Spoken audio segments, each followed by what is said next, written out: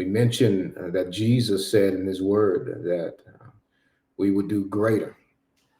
And we came to the conclusion that we haven't even tapped open the bottle to greater yet. That we're still walking around in some dissolution. We're still walking around unequipped. We're still walking around captive and hostage to old things, to new things. So we haven't yet even touched the marker of greater. And so we understand that there are things that are keeping us from being what Jesus said was greater. And so we want to continue talking about those things so that we can become what Jesus said we were to become, because he was not lying. Jesus was not embellishing. Jesus was not exaggerating. Jesus was not gaslighting us. When he said that we would do greater, the expectation was that we would walk in his will, in the authority, and do greater. And so we have to unpack what are those things that are causing us not to work in our God-given domain area of power and provision.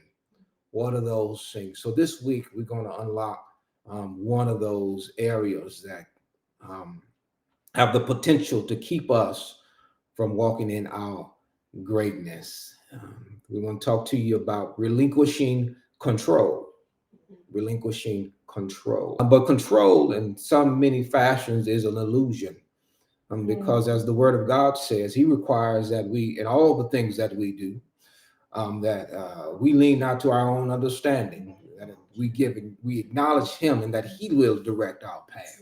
But somewhere along the line, we got the notion that we had to be in control, that in order for it to work, we had to have the last say, the first and the last say. In order for it to grow into what it's supposed to come, it was only by our input. And so we had to have control.